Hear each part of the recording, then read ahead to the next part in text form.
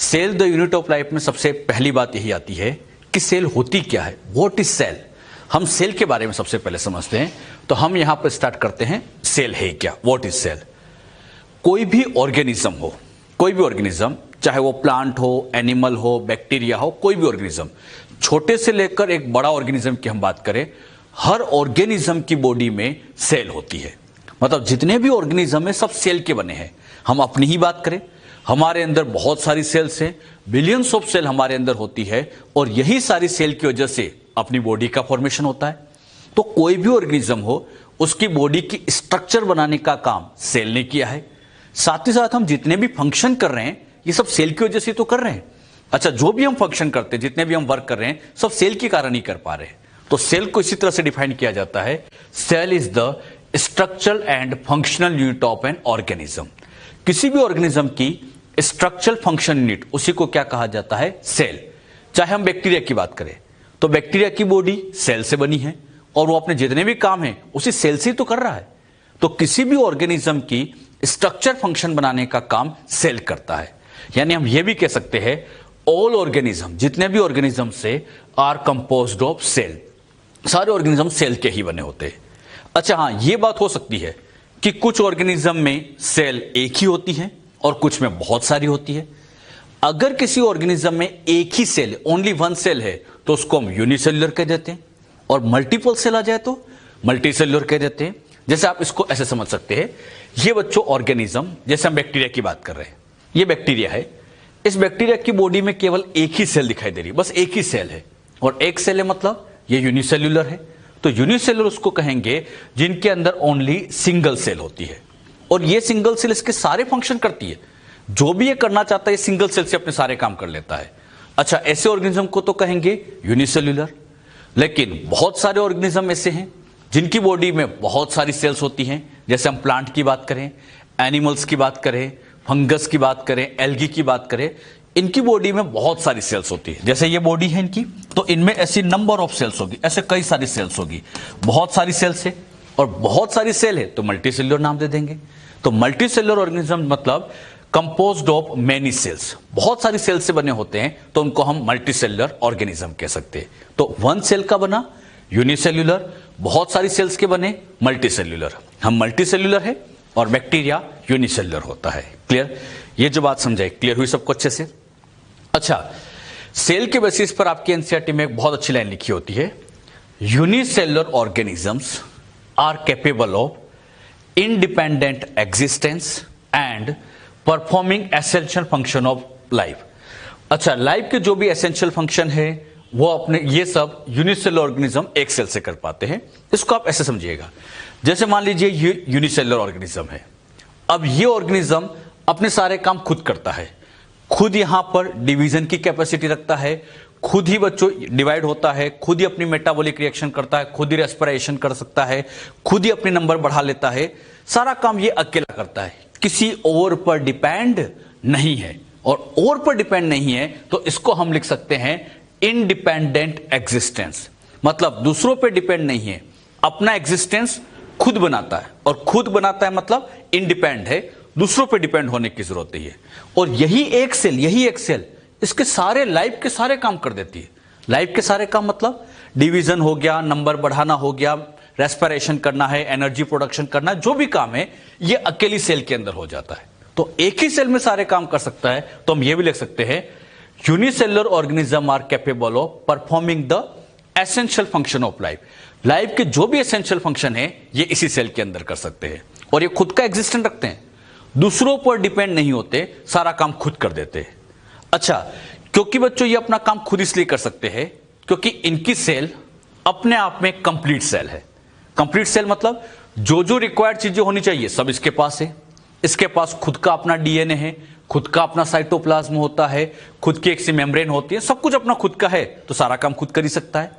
लेकिन अगर हम वायरस की बात करें, आपको समझाने के लिए ये मैंने यहां पर इस तरह से ये वायरस को ड्रॉ किया। ये बच्चों वायरस है। इस वायरस के अंदर आप सभी जानते हैं कि वायरस के अंदर साइटोप्लाज्म, बताइए बच्चों, साइटोप्लाज्म नहीं होता। और साइटोप्लाज्म नहीं होता मतलब वायरस की सेल एक इनकंप्लीट सेल है, कंप्लीट नहीं है, इनकंप्लीट सेल है। और ये इनकम्प्लीट होने की वजह से अपने सारे फंक्शन खुद नहीं कर सकता, इंडिपेंडेंट नहीं कर सकता। और आप जानते भी है जब तक ये वायरस होस्ट के बाहर है तब तक तो बच्चों ये वायरस यहां पर नॉन लिविंग रहेगा, ये नॉन लिविंग रहेगा क्योंकि अपनी एक्टिविटी नहीं कर सकता, मेटाबॉलिक एक्टिविटी नहीं कर सकता, तो ये नॉन लिविंग है। तो इससे अगर अपनी लाइफ को चलाना है तब तो फिर इसे किसी न किसी होस्ट के अंदर इंटर करना पड़ेगा, होस्ट में इंटर करना पड़ेगा।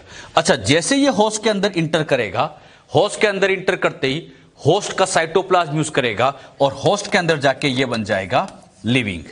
तो मुझे बताओ, जब तक बाहर है तब तक नॉन लिविंग, होस्ट में जाते ही लिविंग। तो इसको अपना एग्जिस्टेंस बनाने के लिए, अपने आप को लिविंग रखने के लिए दूसरों पे डिपेंड होना पड़ता है। यानी ये हमेशा दूसरों पे डिपेंड होता है, अपना खुद का इंडिपेंडेंट एग्जिस्टेंस नहीं शो कर सकता। तो बात क्या आई, बैक्टीरिया अपना इंडिपेंडेंट एग्जिस्टेंस शो करते हैं क्योंकि कंप्लीट सेल है, लेकिन वायरस अपना इंडिपेंडेंट एग्जिस्टेंस शो नहीं कर पाते क्योंकि कंप्लीट सेल नहीं है, साइटोप्लाज्म एब्सेंट है, कुछ ना कुछ चीज इसमें एब्सेंट है जो जरूरत होनी चाहिए थी। क्लियर? इसलिए आपके एनसीईआरटी में बड़ी अच्छी लाइन लिखी है, anything less than a complete structure of cell. Complete structure में साइटोप्लाज्म को होना जरूरी है। अगर कंप्लीट स्ट्रक्चर में कुछ पार्ट लेस है तब तो फिर वो does not ensure independent living, मतलब खुद का अपना इंडिपेंडेंट एग्जिस्टेंस नहीं कर पाएंगे। और ये लाइन किसके रिस्पेक्ट में लिखी है, वायरस। वायरस में खुद का साइटोप्लाज्म नहीं होता तो खुद का इंडिपेंडेंट एग्जिस्टेंट वो शो नहीं कर सकते। जो बात यहां समझे, क्लियर हुई? तो unicellular organism independent existence show करते हैं, लाइफ के सारे काम करते हैं, लेकिन अगर हम वायरस की बात करें वो खुद का एग्जिस्टेंस शो नहीं कर पाता क्योंकि उसमें कंप्लीट सेल नहीं है, साइटोप्लाज्म उसके अंदर एब्सेंट रहता है। जो बात बच्चों यहां समझाए, क्लियर हुई अच्छे से? चलिए नेक्स्ट पॉइंट लेते हैं। फर्स्ट सेल किसने डिस्कवर की थी? तो फर्स्ट सेल की डिस्कवरी की अगर हम बात करें तो ये रॉबर्ट हुक ने डिस्कवर की थी, कॉर्क सेल के अंदर। ये प्लांट का कॉर्क जो पार्ट जो होता है उसके अंदर इन्होंने सबसे पहले सेल को देखा था, लेकिन कॉर्क सेल आप जानते हैं डेड सेल होती है। तो फर्स्ट सेल जो इन्होंने देखी थी वो एक डेड सेल देखी थी। फिर क्वेश्चन बनता है लिविंग सेल किसने देखी? तो फर्स्ट लिविंग सेल को डिस्कवर करने का काम किया था एंटोन वॉन ल्यूवेनहॉक ने। तो ल्यूवेनहॉक साइंटिस्ट ने फिर पहली लिविंग सेल को ऑब्जर्व किया था। क्लियर? अच्छा, न्यूक्लियस की अगर हम डिस्कवरी की बात करें तो इसको डिस्कवर करने का क्रेडिट रॉबर्ट ब्राउन को गया है। अब कंफ्यूज नहीं होना, यहां रॉबर्ट हुक है जबकि यहां रॉबर्ट ब्राउन है। अच्छा, सेल की डिस्कवरी का क्रेडिट रॉबर्ट हुक को गया है, लेकिन न्यूक्लियस की डिस्कवरी का क्रेडिट पूछा जाए तो रॉबर्ट ब्राउन। न्यूक्लियस जानते हैं ना, सेल के अंदर साइटोप्लाज्म में ये जिसके अंदर डीएनए बैठा होता है, ये स्ट्रक्चर क्या कहलाती है? न्यूक्लियस। और न्यूक्लियस की डिस्कवरी का क्रेडिट रॉबर्ट ब्राउन को गया है। क्लियर? साइंटिस्ट के नाम यहां ध्यान रखें, इंपॉर्टेंट है। इस चैप्टर में साइंटिस्ट के नाम इंपॉर्टेंट होते हैं, ये सारे नाम आप अच्छे से याद भी रखें। क्लियर? नेक्स्ट पॉइंट आता है सेल थ्योरी। सेल थ्योरी क्या होती है? अच्छा, हम सेल से बने होते हैं, इनसे रिलेटेड और भी कई बातें थी, इनको समझाने का काम 2 साइंटिस्ट ने किया था। अच्छा, इनमें 2 साइंटिस्ट थे, उसमें पहले थे श्लीडेन एंड श्वान। 2 साइंटिस्ट ने मिलकर सबसे पहले यह बताने का काम किया था कि ऑर्गेनिज्म किसके बने होते हैं, फिर ये सेल जो होती हैं क्या क्या करती है, बहुत सारी बातें थी। ये सारी बातें समझाने का काम 2 साइंटिस्ट श्लीडेन एंड श्वान ने किया था, और दोनों ने मिलकर अपनी एक कंबाइंड थ्योरी दी थी, जिस थ्योरी का नाम दिया गया है सेल थ्योरी। एग्जाम में बच्चों कई बार तो यही क्वेश्चन आ जाता है, cell theory was given by, तो 2 साइंटिस्ट, फर्स्ट श्लीडेन देन श्वान। अच्छा, एक एक करके दोनों के बारे में समझते हैं। सबसे पहले हम श्लीडेन की बात करें। श्लीडेन ये बच्चों एक बॉटनिस्ट है, ये एक बॉटनिस्ट है। अच्छा, श्वान जूलॉजिस्ट है, ये बॉटनिस्ट है। जैसे मैंने कहा बॉटनिस्ट है तो समझ गए होंगे कि इन्होंने अपने एक्सपेरिमेंट प्लांट पर किए होंगे। इन्होंने बच्चों अपने लाइफ में कई तरह के प्लांट को ऑब्जर्व किया, छोटा प्लांट, बड़ा प्लांट और बड़ा प्लांट, हर तरह के प्लांट को इन्होंने एनालिसिस किया। और एक बहुत अच्छी बात की, he examine a large number of plant को स्टडी किया। और स्टडी करने के बाद इन्होंने क्या ऑब्जर्व किया गया? इन्होंने ऑब्जर्व किया कि जितने भी प्लांट्स है, छोटा हो चाहे बड़ा हो, हर plant composed of different kind of cell, उसके अंदर डिफरेंट टाइप की सेल्स होती है, और यही सेल्स आपस में जुड़कर फिर टिश्यू का फॉर्मेशन करते हैं। ये इन्होंने ऑब्जर्व किया। ऐसा समझो, ये बच्चों जैसे कोई प्लांट है, तो उन्होंने क्या कहा, उन्होंने कहा कि जो प्लांट होता है इनकी बॉडी में ऐसी सेल्स होती है। प्लांट किसके बने होते हैं, सेल्स। और फिर ये भी कहा कि इनके अंदर एक सेल नहीं, ऐसी बहुत सारी सेल्स होती है, ऐसी यहां पर बहुत सारी सेल्स है, और ये सेल आपस में जुड़कर फिर बना देती है टिश्यू।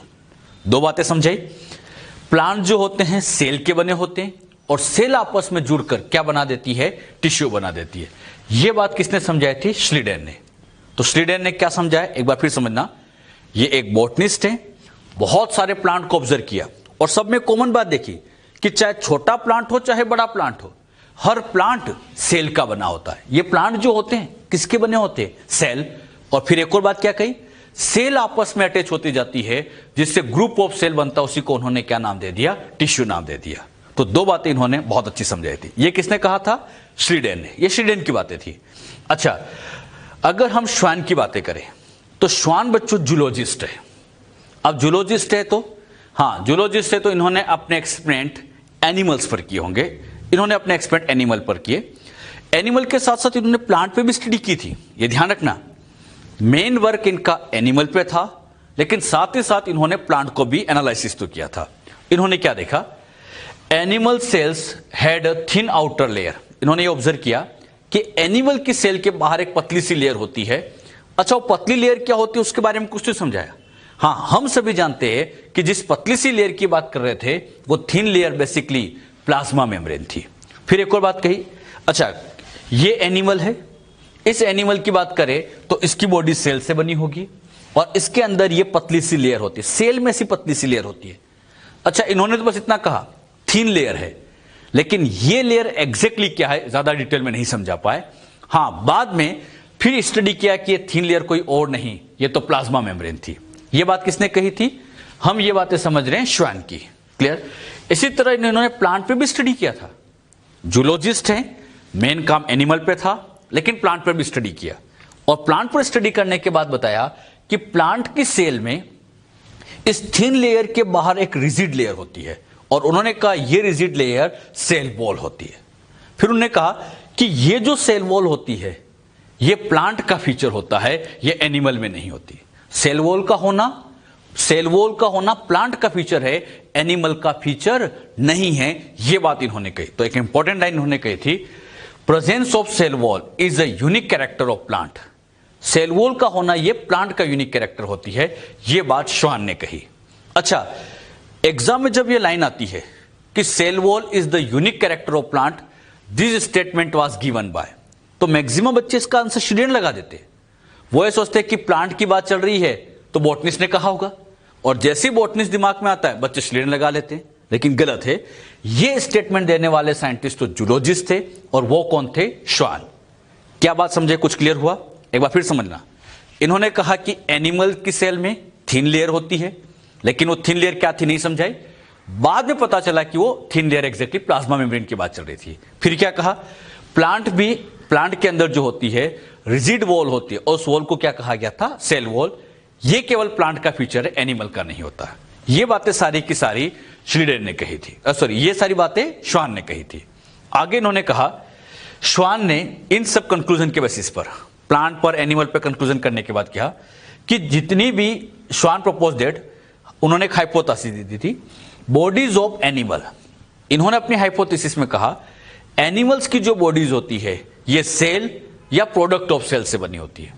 सेल के प्रोडक्ट हो सकते हैं जैसे प्रोटीन, कार्बोहाइड्रेट, लिपिड, इन सब से मिलकर बनी होती है। तो कोई भी एनिमल है तो उस एनिमल की बॉडी सेल से बनी होती है, और साथ ही साथ उसके प्रोडक्ट से मिलकर ये बने होते हैं। यहां पर एक बात बहुत अच्छे से ध्यान रखना, श्वान ने कहा था एनिमल की बॉडी सेल से बनी है। इसी तरह से श्लीडेन ने भी तो ये कहा था कि प्लांट की बॉडी सेल से बनी है। बात को समझना, श्लीडेन ने क्या कहा, प्लांट सेल के बने होते, श्वान ने क्या कहा, एनिमल सेल के बने होते। दोनों की बातें देखा जाए तो एक जैसी है, दोनों ने बात तो यही कही। एक ने कहा प्लांट सेल का बना है, दूसरे ने कहा एनिमल सेल का बना है, लेकिन बने तो सेल के ही है। तो कहने की बात इतनी सी है कि चाहे एनिमल हो चाहे प्लांट हो, दोनों ही सेल के बने होते हैं। फिर इन दोनों साइंटिस्ट ने सोचा कि हम दोनों के स्टेटमेंट में काफी सिमिलरिटी है, तो क्यों न मिलकर हम अपनी एक कंबाइंड थ्योरी देते हैं। और इसी सोच के साथ इन्होंने मिलकर अपनी कंबाइंड थ्योरी दी। उसी कंबाइंड थ्योरी को नाम दिया गया सेल थ्योरी। तो सेल थ्योरी फाइनली किस किसने मिलकर दी? श्लीडेन एंड श्वान। तो श्लीडेन आए, श्वान आए, दोनों ने मिलकर अपनी थ्योरी दी और उस थ्योरी को नाम दे दिया गया सेल थ्योरी। और जब इन्होंने सेल थ्योरी दी, बड़ी अच्छी लाइन लिखी, ऑल लिविंग ऑर्गेनिज्म, ना कोई प्लांट ना कोई एनिमल, इन्होंने बस एक कॉमन लाइन दे दी, जितने भी लिविंग ऑर्गेनिज्म है, चाहे वो प्लांट हो चाहे एनिमल हो, all are composed of cell and product of cell. जितने भी होते हैं सब सेल या सेल के प्रोडक्ट से मिलकर बने होते हैं। ये लाइन इन्होंने कही। ये सेल थ्योरी का इन्होंने सबसे मेन पॉइंट कहा। अच्छा, इसमें वैसे और भी कई सारे पॉइंट कहे गए थे, लेकिन हमें उनकी जरूरत नहीं है। हमें तो मेन पॉइंट यही ध्यान रखना है, श्लीडेन श्वान ने मिलकर सेल थ्योरी दी और मेन स्टेटमेंट क्या कहा? एनिमल प्लांट सब सेल के बने होते हैं। ये बात इन्होंने कही। अच्छा, इन्होंने ये बात समझा तो दी कि जैसे अपनी बॉडी की बात करें तो इन्होंने कहा कि हम सेल के बने होते हैं, प्लांट की बात करें तो इन्होंने कहा सेल के बने होते हैं। जैसे ये कोई प्लांट है तो इन्होंने कहा ये प्लांट में भी बहुत सारी सेल्स होगी। अब इनसे क्वेश्चन ये पूछा गया दोनों से कि आपने ये तो कह दिया कि ये ऑर्गेनिज्म सेल का बना होता है, लेकिन आप ये बताओ कि इनके अंदर ये सेल आती कहां से? भाई इसमें सेल तो है, लेकिन ये सेल कहां से आई है उसका रीजन तो होगा। कोई हवा में उड़ के तो यहां सेल नहीं आई होगी। तो इनके अंदर सेल कहां से आती है? इनके अंदर इतनी सारी सेल्स होती है तो ये कहां से आई है? उसका कोई ना कोई सोर्स तो होगा, उसका रीजन तो बताइए आप कि ये सेल कहां से आती है। इसके बारे में श्लीडेन श्वान दोनों कुछ नहीं समझा पाए, बता ही नहीं पाए कि इन प्लांट के अंदर ये सेल आई कहां से। ठीक है, सेल के बने हैं, लेकिन ये सेल आती कहां से वो नहीं समझा पाए। और यही सेल थ्योरी का ड्रॉबैक बन गया। क्या ड्रॉबैक बना? Unable to explain how new cell were formed.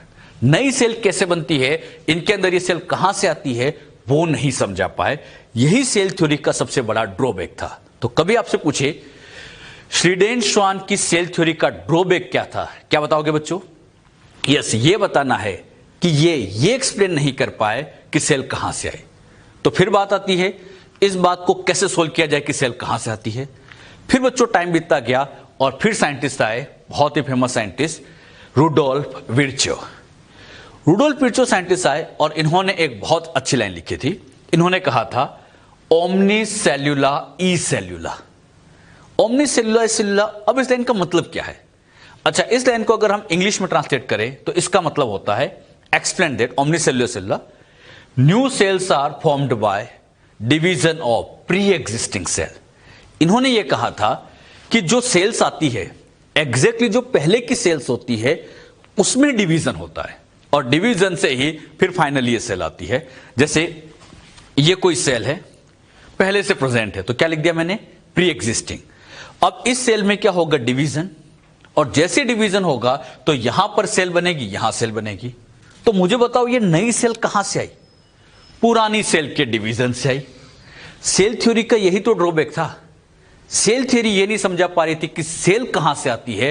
Rudolf Virchow ने बता दिया कि सेल कहीं और से नहीं, पुरानी सेल के डिवीजन से ही आती है। मतलब पुरानी सेल डिवाइड करो, नई सेल तैयार।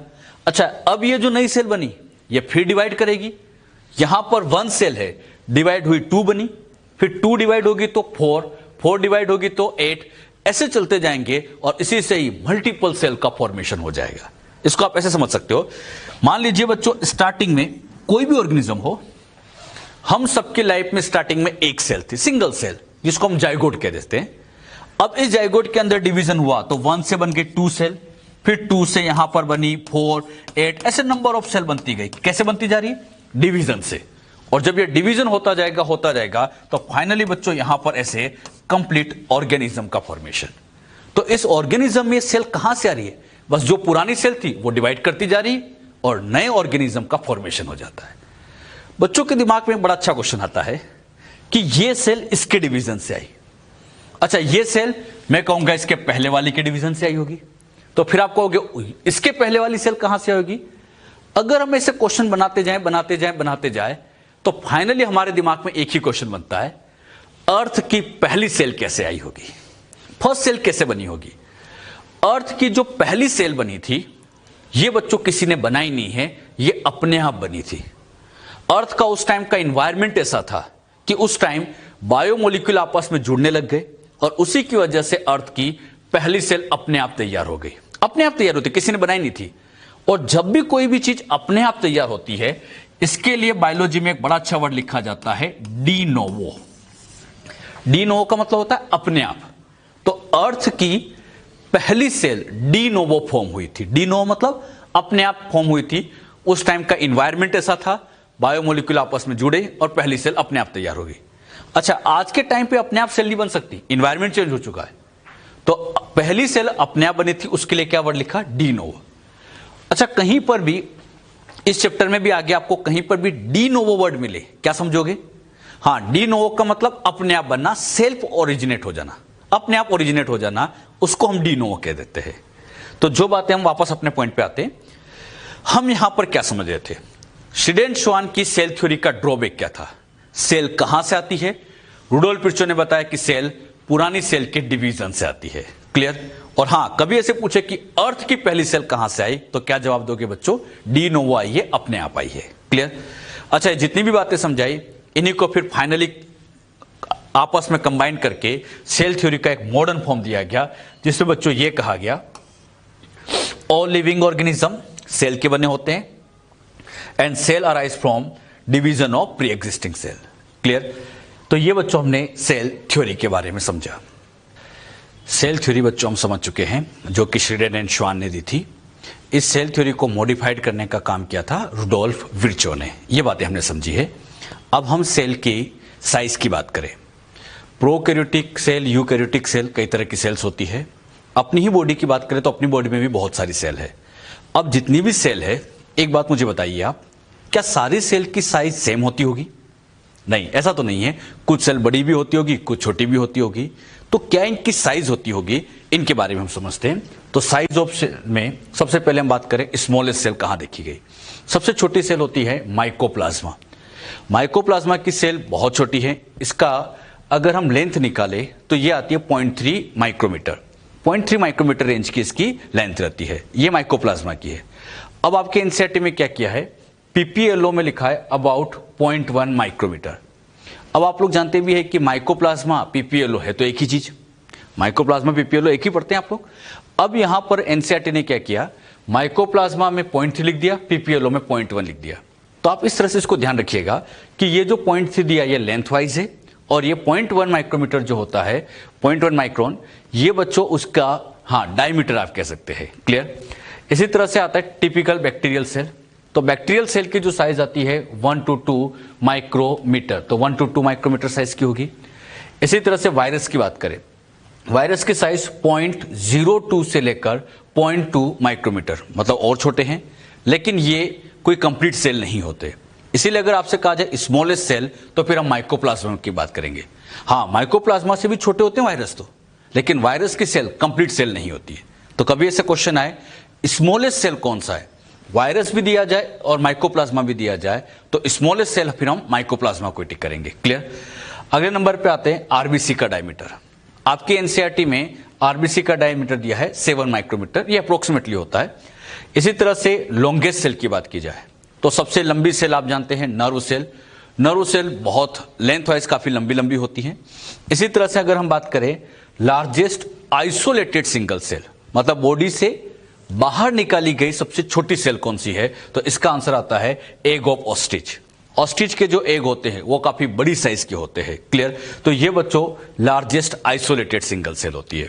ये जो बच्चों साइज की हम बात करते हैं, ये बातें आप ध्यान भी रखें, इन पे भी क्वेश्चन आ चुका है, तो आप ये अच्छे से याद भी रखिएगा। साइज के बाद अगले नंबर पे हम लेते हैं शेप। शेप की बात की जाए तो जितनी भी सेल्स होती है, सबके शेप भी एक जैसे नहीं होते, अलग अलग सेल के अलग अलग शेप होते हैं। जरा हम अपनी ही बॉडी की बात करें, अपनी बॉडी में ये बच्चों आरबीसी है। आरबीसी की अगर हम बात करें तो ये राउंड एंड बाइकॉनकेव शेप की होती है।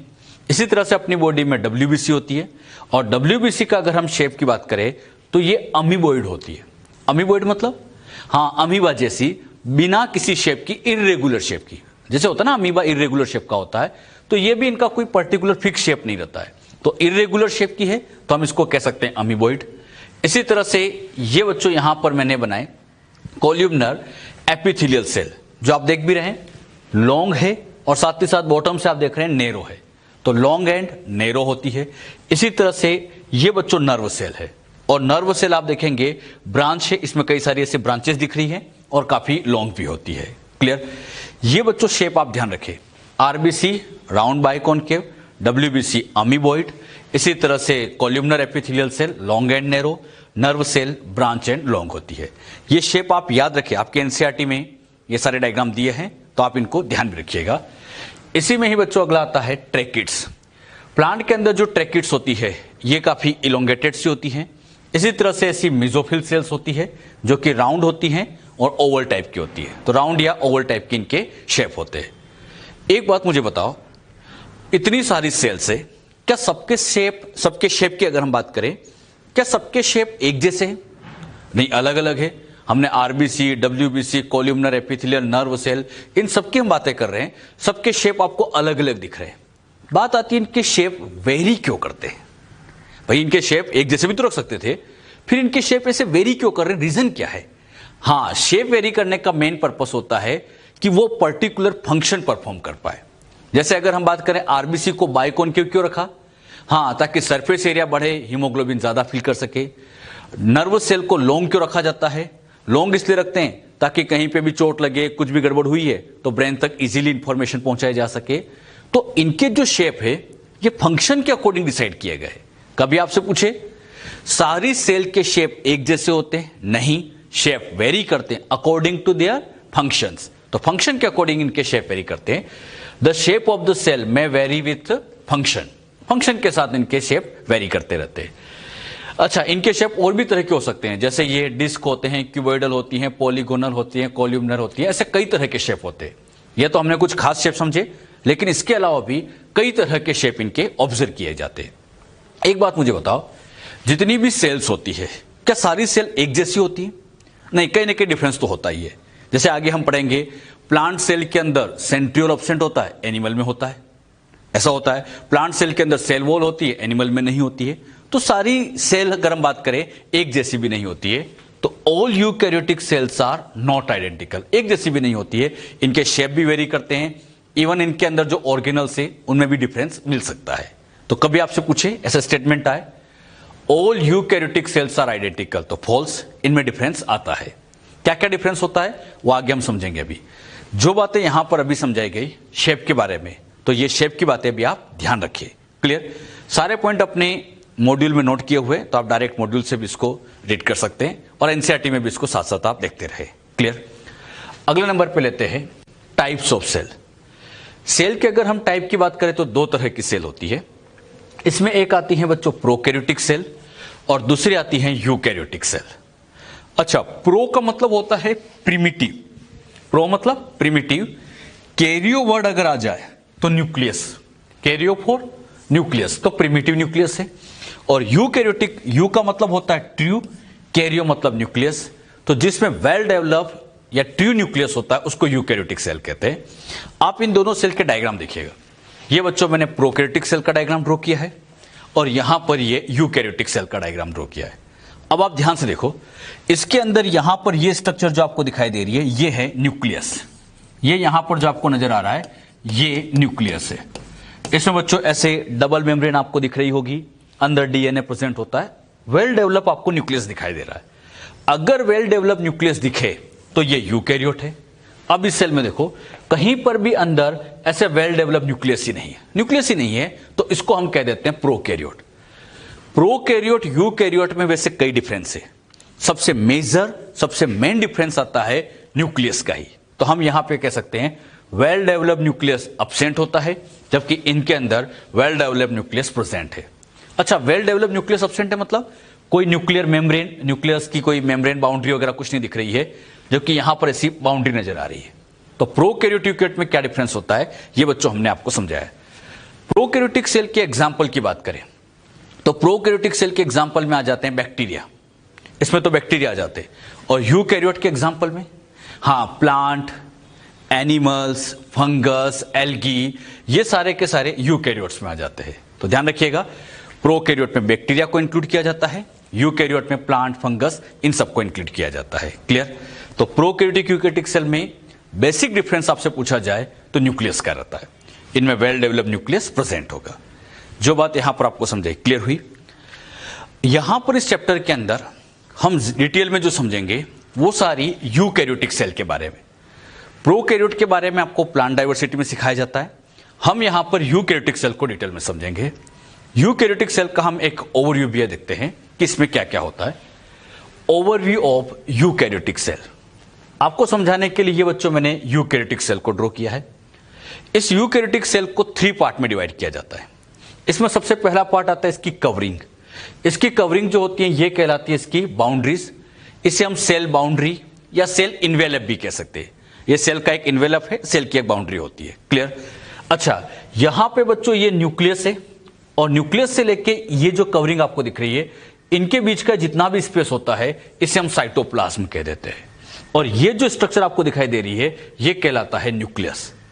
यानी इसकी स्ट्रक्चर को 3 पार्ट में डिवाइड किया गया है। पहला एक तो है इसकी बाउंड्रीज, दूसरा अंदर का फ्लूइड जितना भी है वो साइटोप्लाज्म, और यहां पर एक ऐसी double membrane bound well developed structure दिख रही है जिसको हम कह देते हैं न्यूक्लियस। अच्छा, ये जो न्यूक्लियस होता है ये न्यूक्लियस पूरी सेल को बहुत अच्छे से कंट्रोल करके रखता है, इसलिए इसको हम कई बार कंट्रोलर ऑफ द सेल भी कह सकते हैं। Nucleus is the controller of the cell, क्योंकि यही इस पूरी सेल को कंट्रोल करता है। और कंट्रोल इसलिए करता है क्योंकि इसके अंदर ही सेल का मेन डीएनए प्रेजेंट है, और जब डीएनए यहां प्रेजेंट होगा यही डीएनए पूरी सेल को यहां पर प्रॉपर कंट्रोल करेगा।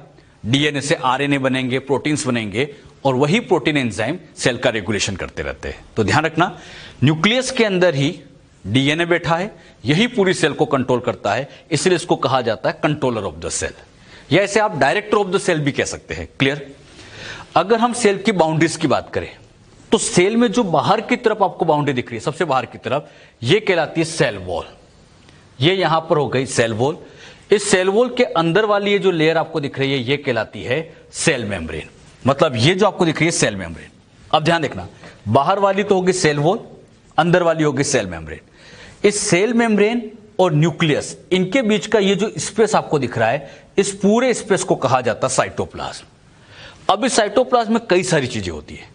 अगर बच्चों हम साइटोप्लाज्म की बात करें तो इसी साइटोप्लाज्म के अंदर ये जो साइटोप्लाज्म आप दिख रहा है इसमें मैक्सिमम तो वाटर है, मतलब यहां मेन तो पानी ही भरा होता है। वाटर के अलावा सेल में जो ऑर्गेनल्स होते हैं, ऑर्गेनल जैसे माइटोकॉन्ड्रिया हो गया, ईआर हो गई, इसी तरह से बच्चों यहां पर जैसे ये गोल्जी बॉडी हो जाती है, राइबोसोम्स हो जाते हैं। तो जितने भी ऑर्गेनल्स होते हैं ये सब इस साइटोप्लाज्म में प्रेजेंट होते हैं। साइटोप्लाज्म में क्या क्या है, एक तो इसमें मेन तो बच्चों यहां पर वाटर भरा हुआ है, पानी पानी भरा हुआ है, और इसके साथ साथ इसमें ऑर्गेनल्स होते हैं, सेल का स्टोर फूड होता है, जो भी उसको स्टोर करके रखना है वो सब यहां प्रेजेंट होता है। इस साइटोप्लाज्म को बेसिकली हम 2 पार्ट में डिवाइड करते हैं। एक तो इसके अंदर का लिक्विड पार्ट, मतलब जो वाटर है, वो पार्ट तो कहलाता है साइटोसोल। साइटोसोल या इसे हम सेल का मैट्रिक्स कह सकते हैं। इसमें मेनली तो वाटर है और वाटर में डिजोल्व जो भी एलिमेंट्स आ जाते हैं वो सब है। और ये जितने भी ऑर्गेनल्स हो गए या स्टोर फूड जितना भी हो गया वो सब कंबाइन करके कहलाता है ट्रोफोप्लाज्म। यानी साइटोप्लाज्म के भी 2 सेक्शन है। अंदर का जितना भी लिक्विड पार्ट है वो साइटोसोल कहलाता है, और जो भी अंदर सॉलिड सेक्शन बचा हुआ है ये सॉलिड सेक्शन एक तरह से उसका क्या कहलाता है, ट्रोफोप्लाज्म कहलाता है। अच्छा, ये ऑर्गेनल जितने भी सेल में होते हैं, नाम सुना होगा आपने, ER, Golgi body, ribosome, lysosome, जितने भी ऑर्गेनल्स होते हैं ये साइटोप्लाज्म में बैठे होते हैं, न्यूक्लियस में नहीं, साइटोप्लाज्म में होते हैं। तो साइटोप्लाज्म में ही देखा जाए तो सेल के मैक्सिमम, सेल के सारे ऑर्गेनल यहीं बैठे हैं। सेल के जितने भी एंजाइम है ज्यादातर यही काम करते हैं, ज्यादातर एंजाइम यही काम कर रहे हैं, ऑर्गेनल्स यहीं बैठे हैं। तो मैं कह सकता हूं सेल की ज्यादातर एक्टिविटी साइटोप्लाज्म में चलती है। सेल की ज्यादातर एक्टिविटी कहां चलती है, साइटोप्लाज्म के अंदर। इसीलिए बच्चों हम साइटोप्लाज्म को कहते भी है main arena of cellular activity. यह सेल की एक्टिविटी का मेन एरिया होता है, क्योंकि यहीं पर सेल की ज्यादातर एक्टिविटी चलाई जाती है। और इस साइटोप्लाज्म को हमने 2 पार्ट में डिवाइड किया था, साइटोसोल, ट्रोफोप्लाज्म। साइटोसोल के अंदर तो सारा लिक्विड सेक्शन आ गया था, वाटर पार्ट, मैट्रिक्स पार्ट, इसमें जो भी डिजोल्व पार्ट था वो सब आ गया था, और जो भी सॉलिड पार्ट था उसको हमने ट्रोफोप्लाज्म कहा था। अब जो ट्रोफोप्लाज्म है इसमें सॉलिड 2 तरह से हो सकते हैं, या तो कोई लिविंग होगा या नॉन लिविंग होंगे। तो जो भी इसमें लिविंग सेक्शन होता है उनको तो कहा जाता है सेल ऑर्गेनल्स, और जो भी उसमें स्टोर फूड है, जो नॉन लिविंग पार्ट है, वो कहलाता है ड्यूटोप्लाज्म। यानी ट्रोफोप्लाज्म के भी दो पार्ट होते हैं, लिविंग कंपोनेंट सेल ऑर्गेनल से, और नॉन लिविंग आ जाते हैं ड्यूटोप्लाज्म। अच्छा, सेल ऑर्गेनल्स की लिस्ट बनाए तो बहुत सारे सेल ऑर्गेनल में कौन कौन आ सकते हैं? Endoplasmic reticulum, Golgi body, ribosome, mitochondria, chloroplast, centriole, ऐसे बहुत सारे, ये सारे सेल ऑर्गेनल्स कहलाते हैं। क्लियर? हम बच्चों इस चैप्टर में ये जितनी भी बातें यहां पे लिखी है, इन सबको अब हम डिटेल में पढ़ेंगे। हाँ, एक कंफ्यूजन बच्चों को जरूर होता है, साइटोसोल और साइटोप्लाज्म में डिफरेंस पूछा जाए, क्लियर हो जाएगा। साइटोप्लाज्म का ही एक पार्ट है साइटोसोल। साइटोप्लाज्म में जो जो लिक्विड है उसको हमने साइटोसोल कह दिया, और लिक्विड के साथ अगर इस सॉलिड ट्रोफोप्लाज्म को भी मिला दे तो वो साइटोप्लाज्म बन जाता है। बात समझ में? तो साइटोसोल प्लस ट्रोफोप्लाज्म मिलकर साइटोप्लाज्म बनता है। तो ये जो बातें हमने समझी है कि सेल में क्या क्या चीजें होती है, एक ओवरव्यू हमने समझा। अब हम सेल को डिटेल में समझेंगे। सबसे पहले हम स्टार्टिंग करेंगे इसकी बाउंड्री से, मतलब पहले हम इसकी बाउंड्री समझेंगे, फिर ये साइटोप्लाज्म को समझेंगे, और लास्ट में इसका न्यूक्लियस वाला पार्ट समझेंगे। बाउंड्री की बात करें तो सेल में दो बाउंड्री है, सेल वॉल और सेल मेम्ब्रेन। एक एक करके बच्चों दोनों को समझेंगे। सबसे पहले हम स्टार्ट करते हैं सेल वॉल के साथ। क्लियर? सेल की बाउंड्री में सबसे पहले बच्चों में स्टार्ट करने जा रहे हैं वो है सेल वॉल। सेल वॉल की अगर हम बात करें तो सेल वॉल बच्चों ये सेल की एक नॉन लिविंग बाउंड्री होती है। मतलब सेल के अंदर बाहर की तरफ ये जो कवरिंग होती है उसको हम नॉन लिविंग कवरिंग कहते हैं। ये बच्चों जैसे प्लांट सेल है, इनके अंदर ये बाहर की तरफ ये जो कवरिंग है ये सेल मेम्ब्रेन और ये सेल वॉल। सेल वॉल को मैंने शॉर्ट में CW लिख दिया, सेल वॉल। अब ये जो सेल वॉल होती है, सेल वॉल की खास बात ये होती है कि ये नॉन लिविंग है, इसमें किसी भी तरह की मेटाबॉलिक एक्टिविटीज नहीं होती है, इसलिए इसको नॉन लिविंग कहा जाता है। ये एक रिजिड स्ट्रक्चर होती है, रिजिड है, बहुत ही हार्ड नेचर की होती है। साथ ही साथ ये परमिएबल होती है। परमिएबल इसलिए होती है क्योंकि इनके अंदर पोर्स होते हैं, छोटे छोटे पोर्स होते हैं। इन पोर्स से कोई भी मॉलिक्यूल आ सकता है, जा सकता है, लेकिन छोटी साइज के। तो छोटी साइज के मॉलिक्यूल आ जा सकते हैं, आसानी से आ जा सकते हैं, तो इसीलिए इसको कहा जाता है परमिएबल। ये बच्चों कोई सिलेक्शन नहीं करते, ये सिलेक्शन नहीं करते, इससे मॉलिक्यूल आते हैं, जाते हैं, आसानी से पास हो जाते हैं, इसलिए इसको हम परमिएबल कहते हैं। सिलेक्टिव भी नहीं कहते, केवल परमिएबल नेचर की होती है। क्लियर? हाँ, लेकिन वही मॉलिक्यूल जा पाएंगे जो इसके पोर में फिट हो जाएंगे। तो जो जो मॉलिक्यूल पोर में फिट होंगे आसानी से वो पास हो जाते हैं। सेल वॉल की खास बात ये होती है ये कहां कहां प्रेजेंट है। अगर हम बात करें प्लांट के अंदर, तो प्लांट्स के अंदर आप सभी जानते हैं सेल वॉल प्रेजेंट होती है। इसी तरह से बताइए एल्गी के अंदर भी प्रेजेंट होती है। नेक्स्ट फंगस के अंदर भी प्रेजेंट होती है। बैक्टीरिया, इनके अंदर भी प्रेजेंट होती हैं। एनिमल, आप आंसर दीजिए मुझे, एनिमल के अंदर सेल वॉल? हाँ, एनिमल के अंदर सेल वॉल एब्सेंट होती है, एनिमल में नहीं होती है। इसी तरह से अगर हम बात करें माइकोप्लाज्मा के अंदर भी सेल वॉल नहीं होती है। अच्छा, प्लांट आप सभी जानते हैं यूकैरियोट, प्रोकैरियोट। प्लांट तो है, प्लांट की अगर हम बात करें तो ये यूकैरियोट है, एल्गी यूकैरियोट है, फंगस यूकैरियोट है, बैक्टीरिया प्रोकैरियोट है। अच्छा, एनिमल की बात करें यूकैरियोट, और ये बच्चों प्रोकैरियोट। तो एक बात आप यहां पे जरा ध्यान से देखिएगा, इन यूकैरियोट के अंदर तो सेल वॉल है लेकिन इसके अंदर नहीं है। तो मैं एक बात ये कह सकता हूं, ऑल यूकैरियोट्स में सेल वॉल नहीं होती, सभी यूकैरियोट में सेल वॉल नहीं होती, क्योंकि एनिमल में तो एब्सेंट है। इसी तरह से अगर मैं आपसे कहूं all prokaryotes have cell wall, हाँ, सारे प्रोकैरियोट्स में भी सेल वॉल नहीं है, क्योंकि इस प्रोकैरियोट में तो सेल वॉल है, लेकिन माइकोप्लाज्मा भी तो प्रोकैरियोट है और इसमें तो सेल वॉल है ही नहीं। इसका मतलब ना तो ये सारे यूकैरियोट्स में है, ना ये सारे प्रोकैरियोट्स में है, ये सब में नहीं होती। और ये सब में नहीं होती इसलिए हम इसको कभी भी यूनिवर्सल लेयर नहीं कहते। ये यूनिवर्सल लेयर नहीं है, क्योंकि ये कुछ में है, कुछ में नहीं है। तो ये ध्यान रखना, ये यूनिवर्सल लेयर नहीं है, क्योंकि ना तो ये सारे प्रोकैरियोट में है, ना ये सारे यूकैरियोट्स में होती है। अच्छा, जहां जहां पे भी सेल वॉल है, यहां सेल वॉल है, ये सेल वॉल किन किन कंपोनेंट से बनी होती है, उसके कंपोनेंट भी अपने को याद रखना होता है। प्लांट की अगर हम सेल वॉल की बात करें, ये बनी होती है सेल्यूलोज, हेमीसेल्यूलोज, पैक्टीन, प्रोटीन। तो प्लांट की सेल वॉल में कौन कौन से कंपोनेंट आ जाते हैं? सेल्यूलोज, हेमीसेल्यूलोज, पैक्टीन, प्रोटीन, इन कंपोनेंट से बनी होती है। इनमें से सेल्यूलोज, हेमीसेल्यूलोज, पैक्टीन, ये सारे कार्बोहाइड्रेट्स होते हैं, और इनमें भी सबसे मेन तो सेल्यूलोज होता है।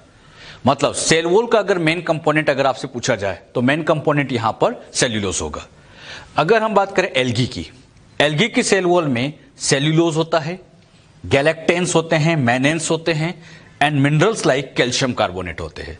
एल्गी की सेल वॉल के ये कंपोनेंट है। यहां हेमिसेल्यूलोज नहीं है, ध्यान से देखो, यहां हेमिसेल्यूलोज है लेकिन यहां नहीं होता, तो इनके अंदर हेमिसेल्यूलोज यहां पर अब्सेंट होता है, हेमिसेल्यूलोज इसमें नहीं पाया जाता है।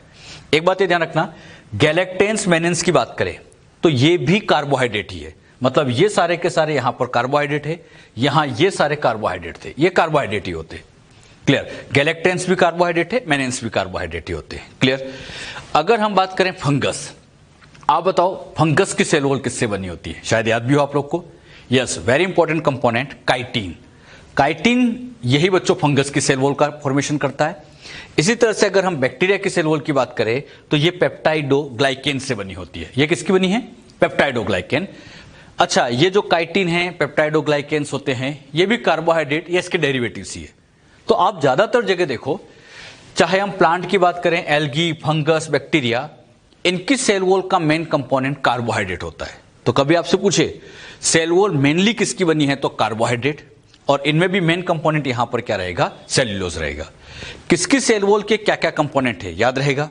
अच्छा, एनिमल की सेल वॉल के कंपोनेंट, अरे हाँ, एनिमल में तो सेल वॉल होती ही नहीं है, तो ऐसा नहीं कि सबके कंपोनेंट बता रहे तो लगे हाथ इसके बता दे, नहीं। एनिमल, माइकोप्लाज्मा, इनके अंदर सेल वॉल अब्सेंट है, यहां कोई कंपोनेंट हम बात ही नहीं करेंगे। क्लियर, ये सारे कंपोनेंट याद रखना है, इंपॉर्टेंट है, इनसे क्वेश्चन आ चुका है। ऐसे क्वेश्चन आएगा, काइटिन किसकी सेल वॉल में होता है, तो काइटिन फंगस की सेल वॉल में होता है। स्पेशली आपके एनसीईआरटी में प्लांट और एल्गी का लिखा है, सेल बायो वाले चैप्टर में इनके कंपोजिशन लिखे हैं, तो आप ये तो बिल्कुल अच्छे से ध्यान रखिए, इनमें बिल्कुल गड़बड़ होनी भी नहीं चाहिए। जो बात यहां पर मैंने आपको समझाई, क्लियर हुई अच्छे से। सेल वॉल कहां होती है, सेल मेम्ब्रेन के बाहर की तरफ होती है, हार्ड होती है, रिजिड है, हाँ परमिएबल नेचर की होती है, तो इसके ये फीचर भी आप ध्यान रखिएगा। क्लियर। नेक्स्ट पॉइंट आता है types of cell wall. Cell wall के अगर हम टाइप्स की बात करें, ये बच्चों एक प्लांट सेल है, ये दूसरी प्लांट सेल है। अब बच्चों प्लांट के अंदर जो सेल्स होती है, इन सेल्स को आपस में जोड़ने के लिए बीच में यहां एक कॉमन लेयर लगा रखी होती है, मतलब दो सेल को चिपकाने के लिए यहां एक कॉमन लेयर लगाई गई, और इस कॉमन लेयर का नाम आप सभी जानते हैं मिडिल लेमिला। अच्छा, मिडिल लेमिला क्या करती है, दो प्लांट सेल को चिपकाने का काम करती है। जैसे बच्चों मान लीजिए दो ब्रिक्स है, दो ईंटें हैं, उनको आपस में चिपकाना है तो बीच में हम सीमेंट लगा देते हैं। सेम काम यहां मिडिल लेमिला करती है। मिडिल लेमिला इन सेल को आपस में चिपकाने का काम करती है, और दो सेल के बीच में कॉमनली प्रेजेंट होती है, तो मिडिल लेमिला को हम कह सकते हैं common layer between two cells. दो प्लांट सेल के बीच की कॉमन लेयर क्या कहलाती है, मिडिल लेमिला। मिडिल लेमिला एक तरह की प्लांट सीमेंट है। सीमेंट का काम क्या है, दो ईंटों को चिपकाना। सेम काम यहां पर मिडिल लेमिला भी कर रही है, दो सेल को चिपका रही है, तो एक तरह से इसका फंक्शन सीमेंट के जैसा है, इसलिए इसको बच्चों प्लांट सीमेंट के नाम से भी जानते हैं। बात आती है किस किस से बनी है, composed of calcium and magnesium pectate. ये पैक्टेट कुछ और नहीं, पैक्टीन ही है। कैल्शियम और मैग्नीशियम पैक्टेट, मतलब यहां पर ऐसे कैल्शियम कैल्शियम मैग्नीशियम पैक्टेट होते हैं। अच्छा, कैल्शियम मैग्नीशियम दोनों पैक्टेट है, लेकिन ज्यादा क्वांटिटी में यहां पर कैल्शियम होता है, तो amount of calcium is more, मतलब कैल्शियम की अमाउंट यहां पर ज्यादा रहेगी। मिडिल लेमिला के जो पॉइंट समझाए, क्लियर हुए सबको। क्या बताया मिडिल लेमिला में, दो सेल के बीच में कॉमन प्रेजेंट होती है, सीमेंट का काम करती है, कैल्शियम मैग्नीशियम पैक्टेट से बनी है, लेकिन मेन क्वांटिटी कैल्शियम की होती है। क्लियर। ये जो बच्चों आप लोगों को मिडिल लेमिला दिख रही है, इसके साथ ये जो अटैच बाउंड्री जो दिख रही है आपको पिंक कलर की, ये पिंक कलर की बाउंड्री कहलाती है प्राइमरी सेल वॉल। ये प्राइमरी सेल वॉल, ये भी बच्चों प्राइमरी सेल वॉल। इस प्राइमरी सेल वॉल को कई बार शॉर्ट में पीसीडब्ल्यू लिख देते हैं। पीसीडब्ल्यू का full form, yes, primary cell wall. अच्छा, ये प्राइमरी सेल वॉल ऐसे सबसे बाहर की तरफ रहती है। अब इसके अंदर की तरफ, इसके इनर साइड की तरफ सेकेंडरी वॉल बनती है, मतलब यहां पर ये अंदर की तरफ, अब ये बन जाएगी सेकेंडरी वॉल। यहां ये जो बन रही है अंदर की तरफ, इसे हम कह देंगे सेकेंडरी वॉल। अच्छा, सेकेंडरी वॉल में भी खास बात क्या होती है, अभी जब मैं आपको सेकेंडरी वॉल समझाऊंगा तो इसमें आप देखना कई सारी लेयर्स होती है। इनमें जो सबसे बाहर वाली ये जो लेयर अभी मैंने ड्रॉ की है, इसको यहां लिख दिया जाता है S1। S1 का मतलब सेकेंडरी में भी पहले नंबर पे बनी, सेकेंडरी में भी पहले नंबर पे बनी, तो इसको S1 कह देते हैं। अच्छा, इसके बाद फिर यहां एक नई लेयर बन गई, अब इसको नाम दो, यस, इसको नाम दे देंगे तो ये बन जाएगा S2। S2 का मतलब सेकेंडरी है लेकिन दूसरे नंबर पे बनी है। क्लियर। इसके बाद यहां एक और बन गई, तो ये बन जाएगी यहां पर S3 है, सेकेंडरी लेकिन थर्ड नंबर पे बनी तो इसको S3 कह देंगे। तो ये बाहर वाली होगी S1, ये S2, ये S3, इस तरह से होगी और इन सबको मिला के सेकेंडरी कहेंगे। तो सेकेंडरी वॉल की खास बात ये होती है कि ये ऐसी कई लेयर्स में होती है। आप ध्यान से देखो, प्राइमरी तो केवल एक लेयर की फॉर्म में दिख रही है, लेकिन सेकेंडरी में तो बहुत सारी आपको लेयर दिखाई दे रही है, कई सारी लेयर दिख रही है। मतलब एक तरह से ये मल्टी लेयर्ड होती है। तो primary wall single layered, secondary wall multi layered. और एक खास बात और देख रहे होंगे आप, जब भी सेकेंडरी बन रही है प्राइमरी के अंदर की तरफ बनती है, अंदर की तरफ बनती है। अच्छा, इसको प्राइमरी कहते क्यों है? हां, प्राइमरी इसलिए कहा जाता है क्योंकि प्लांट में सबसे पहले यही बनती है, सबसे फर्स्ट नंबर पे बनती है, इसलिए प्राइमरी। बाद में बनी इसलिए इसको सेकेंडरी नाम दे दिया गया। तो दो cell wall, primary and secondary. अच्छा, प्राइमरी सेकेंडरी की क्या क्या खास बातें हैं उनको भी हम नोट कर लेते हैं। पहले ये जो बात समझे, क्लियर हुई सबको अच्छे से? हाँ, डायग्राम बनाना चाहे तो आप ये डायग्राम चाहे तो बना सकते हैं। प्राइमरी और सेकेंडरी की अगर बात करें तो यहां पे बच्चों ये प्राइमरी वॉल और ये सेकेंडरी वॉल। अब इसमें देखिएगा, प्राइमरी वॉल थिन है, डायग्राम में दिख रहा है, एक पतली सी लेयर की फॉर्म में होती है, जबकि सेकेंडरी में तो ऐसे बहुत सारी लेयर्स होती, कई सारी लेयर्स की फॉर्म में है, मतलब ये थिक फॉर्म में होती है। अच्छा, प्राइमरी वॉल की खास बात ये होती है कि ये इसमें इलास्टिसिटी होती है, मतलब इसके अंदर हल्की सी इलास्टिसिटी होती है। अच्छा, इलास्टिसिटी है मतलब ये ग्रोथ कर सकती है। सेकेंडरी वॉल मल्टी लेयर्ड होने की वजह से ये रिजिड होती है। तो प्राइमरी वॉल की खास बात इलास्टिक नेचर की है, जबकि सेकेंडरी रिजिड होती है। इलास्टिक होने की वजह से ये capable of growth, very important point. Primary wall के अंदर ग्रोथ की कैपेसिटी होती है। अच्छा, ग्रोथ की कैपेसिटी क्यों है? क्योंकि ये इलास्टिक है, आसानी से खींचेगी, सेल की साइज बड़ी कर सकती है, तो ये ग्रोथ की कैपेसिटी रखती है। अगर हम सेकेंडरी की बात करें तो सेकेंडरी हार्ड होती है, इसमें ग्रोथ की कैपेसिटी नहीं होती। बात आती है प्राइमरी और सेकेंडरी किसकी बनी है। प्राइमरी सेल वॉल के कंपोजिशन की बात करें तो प्राइमरी सेल वॉल बनी होती है सेल्यूलोज, हेमीसेल्यूलोज, पैक्टीन, प्रोटीन। वही कंपोनेंट जो हमने समझे, सेल्यूलोज, हेमीसेल्यूलोज, पैक्टीन, प्रोटीन। अगर हम सेकेंडरी सेल वॉल की बात करें तो इसमें भी सेल्यूलोज, हेमीसेल्यूलोज, पैक्टीन और प्रोटीन आते हैं। अब एक बात बताओ, इसके कंपोनेंट और इसके कंपोनेंट, दोनों के कंपोनेंट सेम है। जो कंपोनेंट प्राइमरी के हैं वही सेकेंडरी के हैं। अब दोनों के कंपोनेंट सेम है, फिर बात आती है इनका नेचर डिफरेंट क्यों है, क्यों ये इलास्टिक है, क्यों ये हार्ड है। तो ये सब बच्चों इनके अरेंजमेंट की वजह से होता है।